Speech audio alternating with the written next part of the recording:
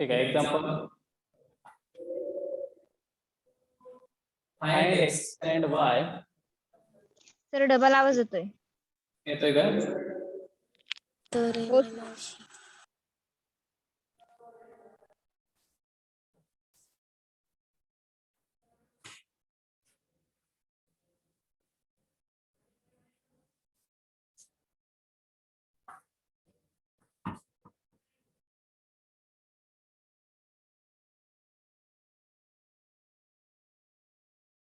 बघा आता येतो का?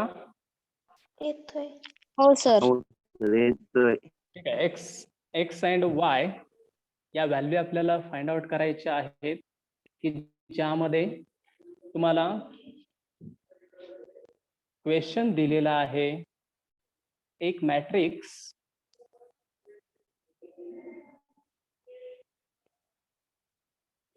One two 3 2 into second matrix x y 3 3 minus 1 2.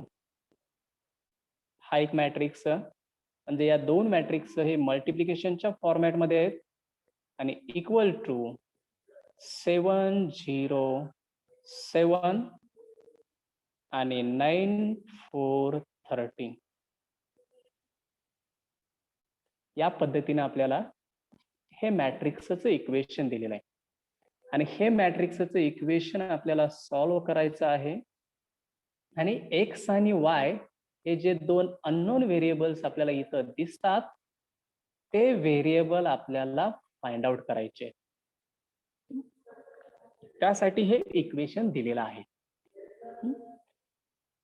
आता सुरुवातीला आपण घेताना सर्वांनी गिवन मध्ये ते इक्वेशन आहे असं लिहून घ्या. गिवन मध्ये ते इक्वेशन आहे असं लिहून घ्या. Given matrix 1 2 3 2 into matrix x y 3 3 minus 1 2 equal to 7 0 7 9 4 13 हा एक matrix.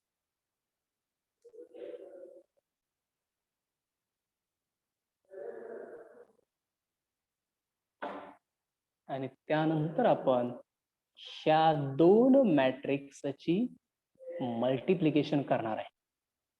First matrix into second matrix.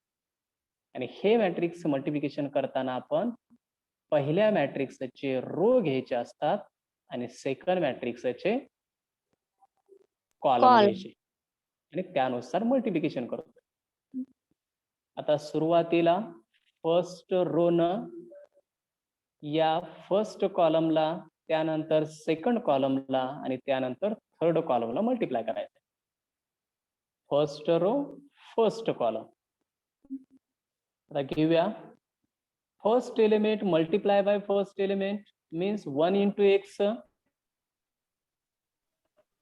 ते असेल इथं x परत सेकंड एलिमेंट सेकंडला मल्टिप्लाय 2 into 3 6. म्हणजे फर्स्ट एलिमेंट झाला आपला मल्टिप्लिकेशन मधील x plus 6. आता first row multiply second column means 1 into y plus 2 into -1 काय 20-30 रुपये त्याच्यात द्यायला नसतं. 20-30 रुपये द्या. ठीक आहे. y plus -2 झाला. आता फर्स्ट रो न थर्ड कॉलमला मल्टिप्लाय करूया. म्हणजेच first element multiply by this first element 1 into 3 3 2 into 2 4 first row न आपण या तिन्ही कॉलमला मल्टिप्लाय केले आणि इथं पहिल्या रो मध्ये लिहिलं. आता सर्वच्या सर्व कॉलम संपले म्हणजेच फर्स्ट रो न मल्टिप्लाय करायचं आपलं संपलं. आता फर्स्ट रो झाल्यानंतर आपण सेकंड रो जो आहे खालचा तो मल्टिप्लाय करायला घ्यायचा. म्हणजेच या सेकंड रो न या फर्स्ट कॉलमला सेकंड कॉलमला थर्ड कॉलमला मल्टिप्लाय करायचं आणि इथं सेकंड रोला लिहायचं आता इथं लिहिताना सुद्धा. आता त्या पद्धतीनं बघूया. फर्स्ट रो मधला सेकंड रो मधला फर्स्ट एलिमेंट आणि यातला फर्स्ट एलिमेंट मल्टिप्लाय केला काय येईल? 3 × x 3x 3x x plus सेकंडला मल्टिप्लाय 2 × 3 6. बरोबर आहे. तसंच सेकंड रो सेकंड कॉलमला multiply means 3 × y 3y 3y plus सेकंडला मल्टिप्लाय -2 परत या सेकंड रो न थर्ड कॉलमला मल्टिप्लाय करायचं means 3 × 3 9 plus 2 × 2 4 it's complete.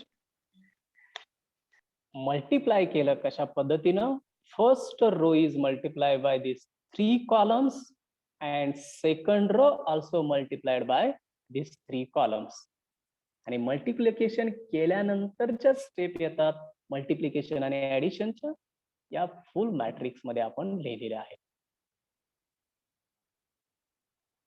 Equal to काय असेल हो? आहे असा मॅट्रिक्स असेल राईट साइडचा, बरोबर आहे. 707 9413.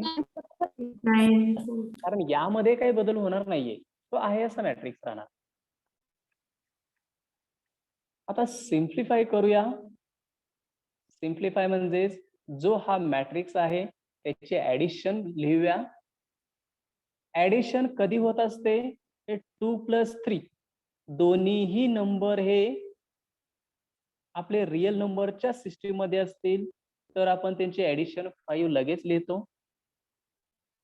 पण हेच जर x आणि 3 असेल तर आपण यांची ऍडिशन करू शकतो का हो? नाही करता येणार आपल्याला, कारण एक व्हेरिएबल आहे आणि एक नंबर आहे. नंबरला नंबर ऍड करता येतो, एक्स पुढे x असलं तरी ऍड करता येतो.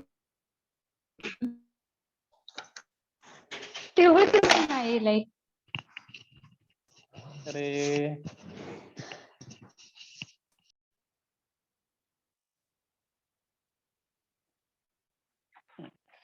ठीक आहे. त्यामुळं x + 6 ही जी व्हॅल्यू आहे त्यांची ऍडिशन काय येईल हो इथं? मग ऍडिशन डायरेक्ट होणार नाहीये, ते आहे असंच राहणार तिथं. कारण नंबरला नंबर ऍड असता तर 6 आणि 3 9 केला असता आपण. तसंच दुसरी ऍडिशन काय येणार? y + -2 म्हणजेच y - 2 हेच येणार. इथं मात्र तिसरी व्हॅल्यू 3 + 4 काय येणार? 7. येणार, कारण दोन्ही नंबर आहेत, ऍड करता येत आपल्याला. तसंच तिसरा एलिमेंट येतं 3x + 6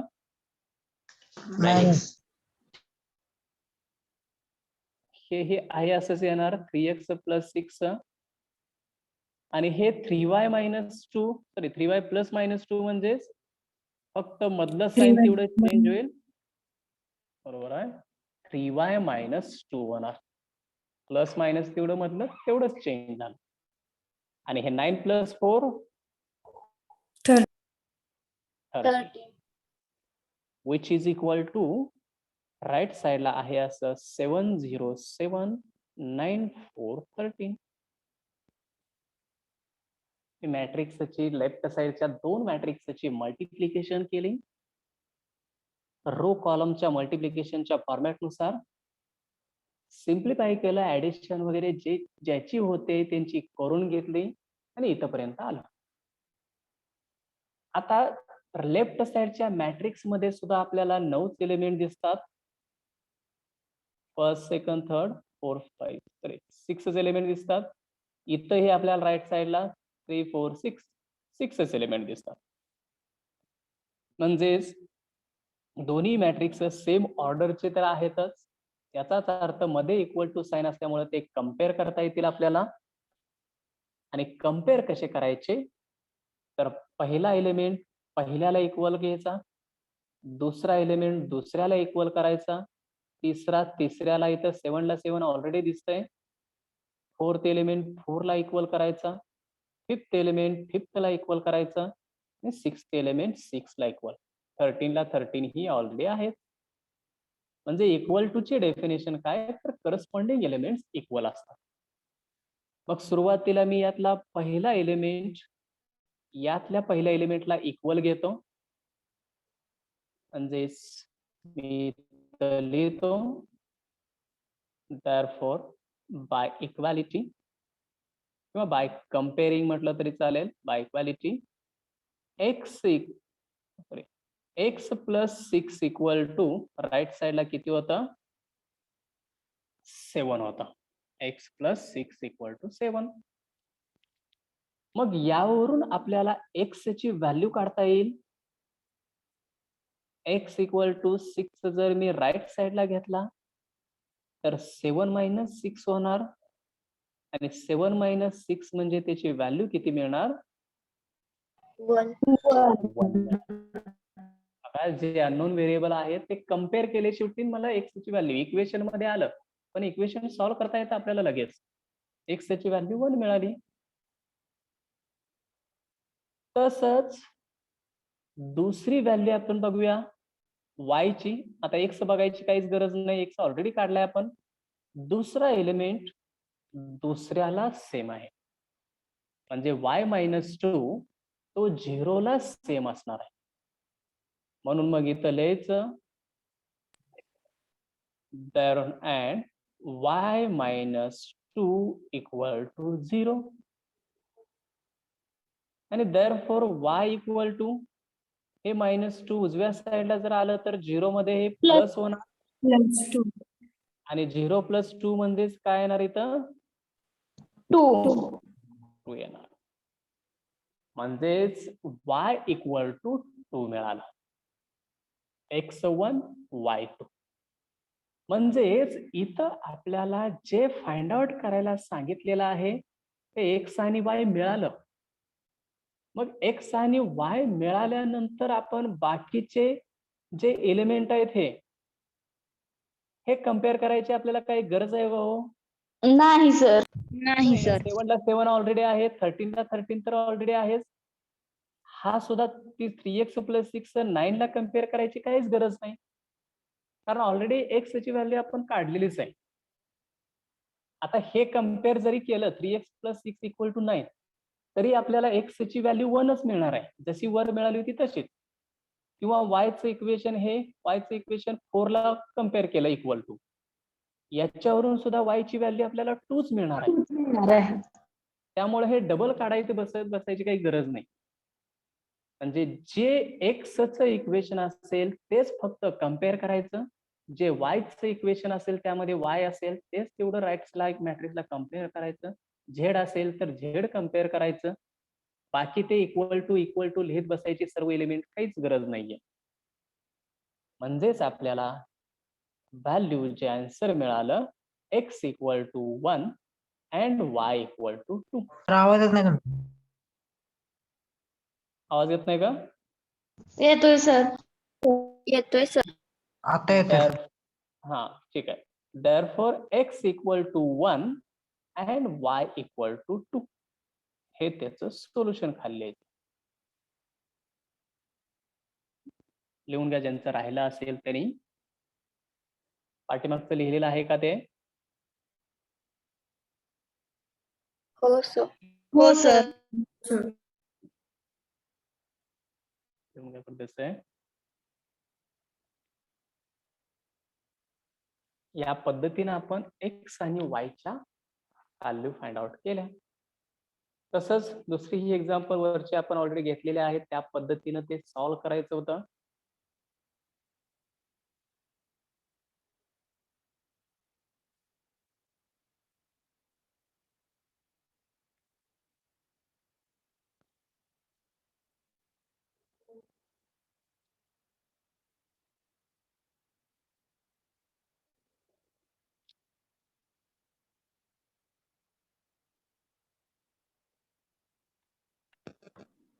झालं. Okay.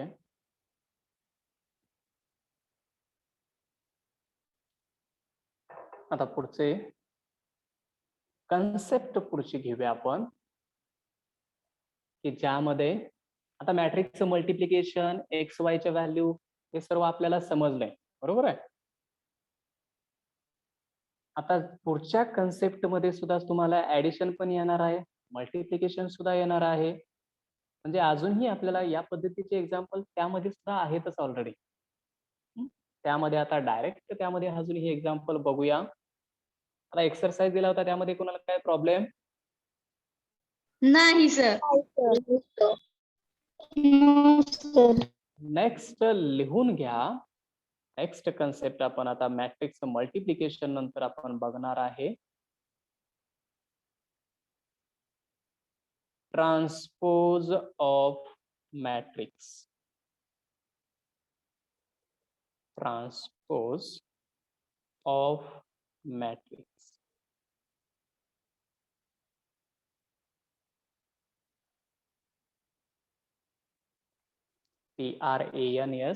TRANSPOSE, transpose of a matrix.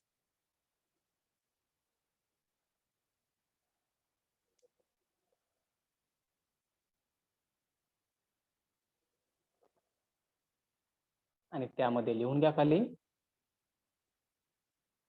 Transpose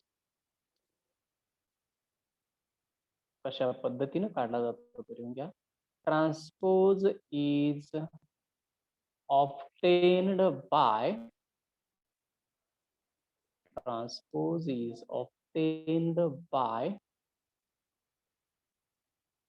interchanging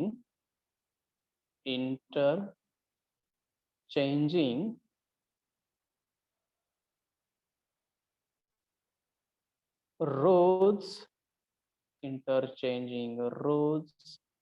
and columns. Interchanging rows and columns of matrix.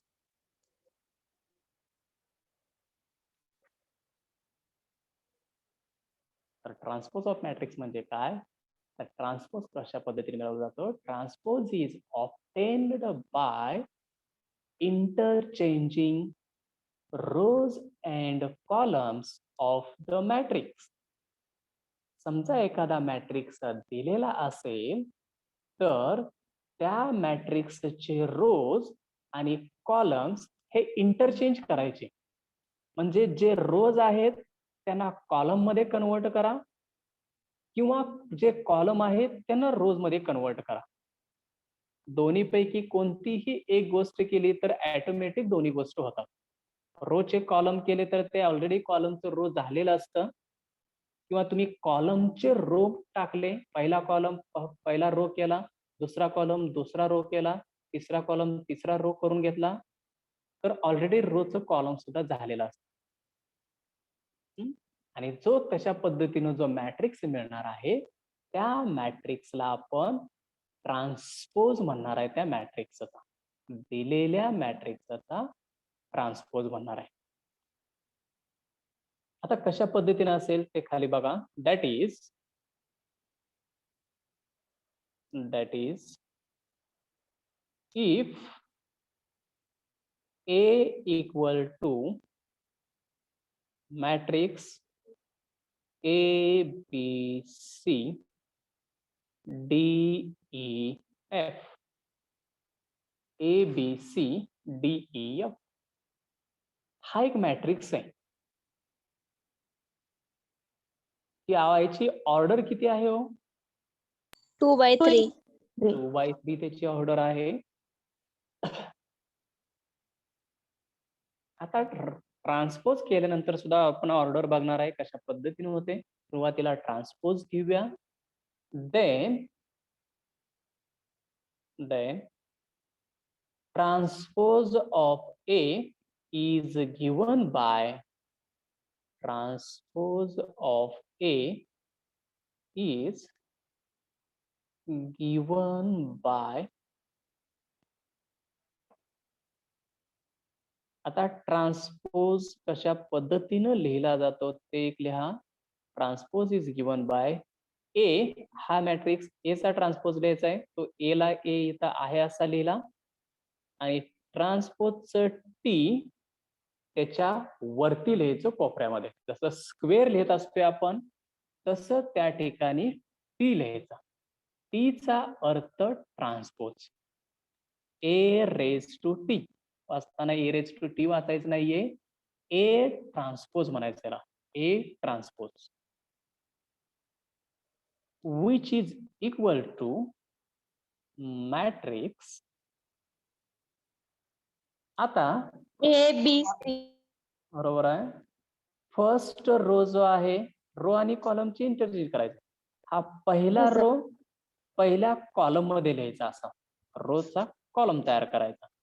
म्हणजेच ए बी सी डी हे मी ई एफ. कॉलम मध्ये लिहिलं आणि दुसरा रो आहे तो दुसरा कॉलम. काय येणार इथं? D E F. D E mic बंद करा. A B C first row, हा फर्स्ट रो इथं फर्स्ट कॉलम मध्ये आला, सेकंड रो सेकंड कॉलम मध्ये आला. याला आपण ट्रान्सपोज म्हणणार आहे. आणि हेच ऑलरेडी काय झालं, हा जो पहिला कॉलम होता एडी, हा पहिला कॉलम एडी तो पहिल्या रो मध्ये झाला बघा. दुसरा कॉलम बीई जो होता तो दुसरा रो लिहिला आणि तिसरा कॉलम सीएफ जो आहे तो तिसरा रो झाला. म्हणजे आपण पहिला रो पहिला कॉलम रोच कॉलम मध्ये कन्वर्ट केलं. हे करतानाच ते कॉलमचं रो ऑटोमॅटिक होऊन जातं. मी दोन्हीपैकी कोणत्याही पद्धतीने करू शकता. कॉलमचं रो मध्ये लिहू शकता किंवा रोचं कॉलम मध्ये लिहू शकता. सर आता मी ह्या- एक एक्झाम्पल. थांबा एक मिनिट. आलेल्या ट्रान्सपोजची ऑर्डर किती आहे? 3/2. 3/2 आहे. म्हणजेच पहिल्या ए ची ऑर्डर होती किती? 2/3. 2/3. 3 आणि ए ट्रान्सपोज ची ऑर्डर आहे 3/2. 3/2. म्हणजे रो आणि कॉलम एक्सचेंज झाले का? इथला 3 आहे तो इथं आला आणि 2 आहे तो इथं गेला. माईक कुणाचं? या पद्धतीने आपल्याला ए मॅट्रिक्सची ऑर्डर आणि ए ट्रान्सपोजची ऑर्डर फक्त रो आणि कॉलम मध्ये इंटरचेंज होते. आता ए वरून हे ए ट्रान्सपोज लिहिताना ए ट्रान्सपोज हे टी लिहितात किंवा अजूनही मी इथं लिहितो, it is denoted as. Transpose कशा पद्धतीनं डिनोट केला जातो तेही लिहूया अजून. It is denoted as A transpose किंवा ए ट्रान्सपोज स्मॉल टी सुद्धा लिहिलं जातं किंवा ए डॅश. वर एक फक्त अशी उभी लाईन 1च्या टाइप मध्ये तिथं डॅश म्हटलं जातं त्याला, ए डॅश. ए डॅशचा अर्थ सुद्धा तो ए ट्रान्सपोज असतो. आपण वाचताना ए डॅश म्हणणार पण तो ऍक्च्युअली ए ट्रान्सपोज असतो. आपण या पद्धतीने लिहू शकतो, या पद्धतीने लिहू शकतो किंवा या पद्धतीने. तिन्हीचं मिनिंग हे एकच. टी आलं तर वरती आपल्याला लगेच लक्षात येतं ट्रान्सपोज, पण डॅशचा अर्थ सुद्धा ट्रान्सपोज आहे हे सुद्धा आपल्या लक्षात आलं पाहिजे. हे लिहून घेतलं. It is denoted as. हो सर. हो सर. हा. आता त्याच्या काही प्रॉपर्टीज आहेत. प्रॉपर्टीज ही आपण बघूया. म्हणजे ट्रान्सपोजच्या प्रॉपर्टीज एखाद्या वेळी ऑब्जेक्टिव्ह मध्ये तुम्हाला विचारल्या जाऊ शकतात. त्यामुळे त्या प्रॉपर्टी ही लिहून घेऊया. 3 सिंपल प्रॉपर्टीज आहेत. झालं काय? हो सर झालं. खाली प्रॉपर्टीज म्हणा.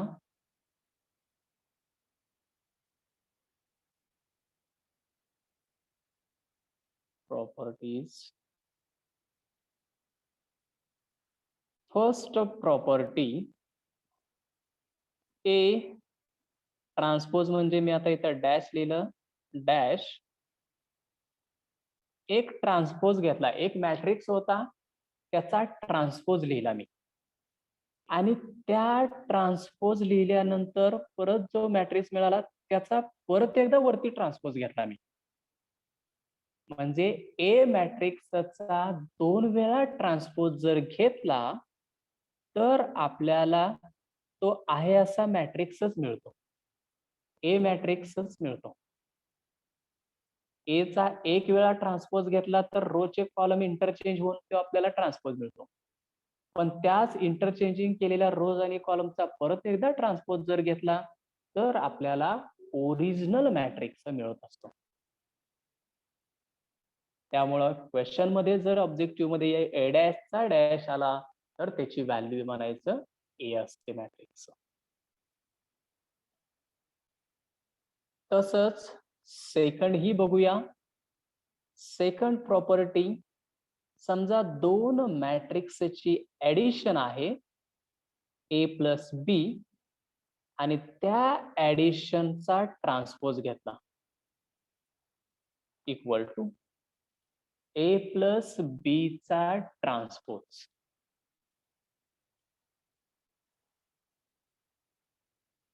हा ट्रान्सपोज कसा असतो तर पहिल्या मॅट्रिक्सचा ट्रान्सपोज वेगळा घ्यायचा प्लस दुसऱ्या मॅट्रिक्सचा ट्रान्सपोज वेगळा घ्यायचा, म्हणजे दोन्ही एकत्र करून त्याचा ट्रान्सपोज आणि दोन्ही वेगवेगळ्याचा ट्रान्सपोज यांची ऍडिशन हे दोन्हीही समान असतात. हे आपल्याला एक्झाम्पल मध्ये सुद्धा बरीच एक्झाम्पल यावरती सुद्धा बघायचे. ऍडिशनचा ट्रान्सपोज इक्वल टू ट्रान्सपोजची ऍडिशन, आपला सिंपल रूल. तसंच तिसरी प्रॉपर्टी आहे ए बी डॅश म्हणजे ट्रान्सपोज. जसं आपण ऍडिशनचा ट्रान्सपोज घेतला तसं मल्टिप्लिकेशन मध्ये त्याचा ट्रान्सपोज कशा पद्धतीने असेल ते बघणार आहोत. ऍडिशन मध्ये काय होतं, ए आणि बी ची ऍडिशनचा ट्रान्सपोज घेताना पहिल्याचा ट्रान्सपोज हा पहिल्यांदा आला होता, दुसऱ्याचा ट्रान्सपोज दुसऱ्यांदा घेतला होता आपण. पहिलं पहिल्या ठिकाणी, दुसरं दुसऱ्या ठिकाणी. पण इथं मात्र त्या ए बी ट्रान्सपोज मध्ये सुरुवातीला बीच असतो, बी ट्रान्सपोज इनटू ए ट्रान्सपोज असतो. बी ट्रान्सपोज इनटू ए ट्रान्सपोज, त्याच्यामध्ये काय नाही म्हणजे मल्टिप्लिकेशन साइन असतं. हे तुम्ही जर बी ट्रान्सपोज आणि ए ट्रान्सपोजच्या ऐवजी ए ट्रान्सपोज इनटू बी ट्रान्सपोज लिहिलं तर हे इक्वल टू होणार नाहीये. हा रूल प्रॉपर्टी नाहीये आपली. A B transpose equal to काय असतं तर बी ट्रान्सपोज इनटू ए ट्रान्सपोजच असतं.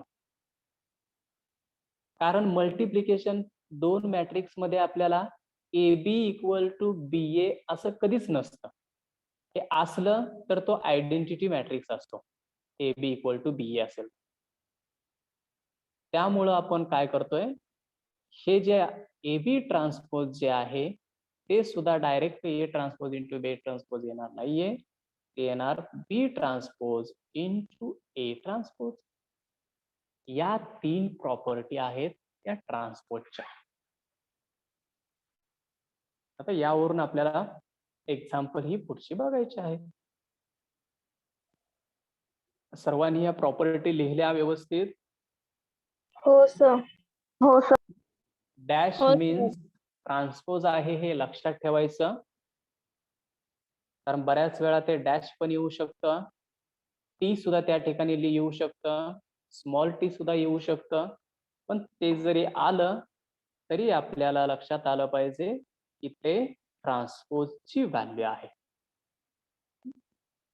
आता त्याच्याच खाली एक नोट म्हणून लिहून घ्या. नोट,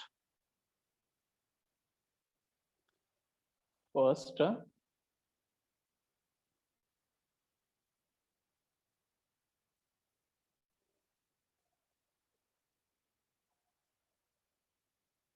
इफ एक मॅट्रिक्स आहे ए आणि त्याचा ट्रान्सपोज ए transpose.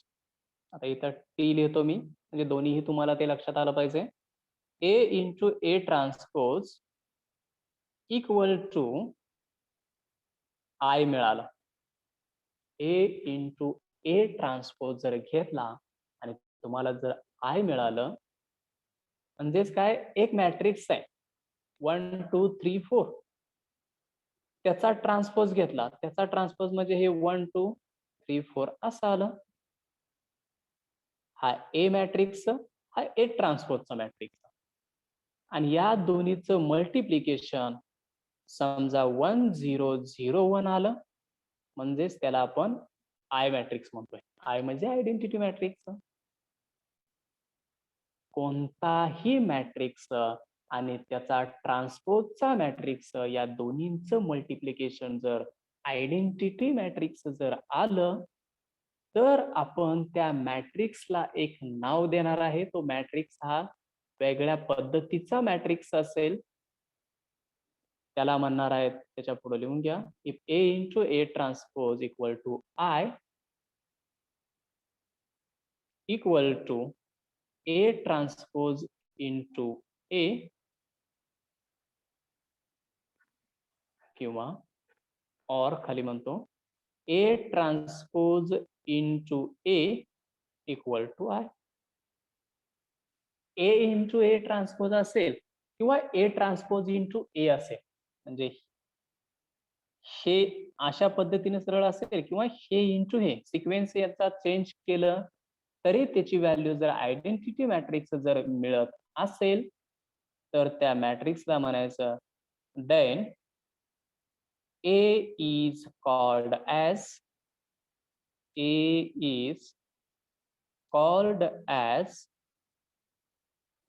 Orthogonal matrix. Orthogonal matrix.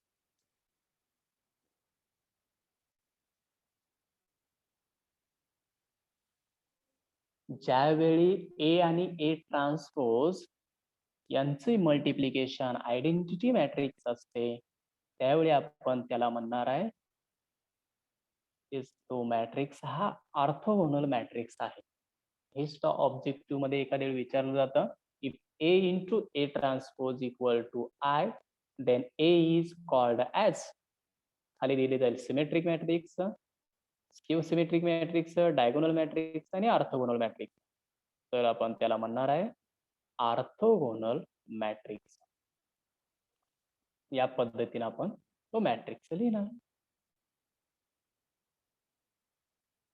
सर्वांनी डेफिनेशन याची हो सर.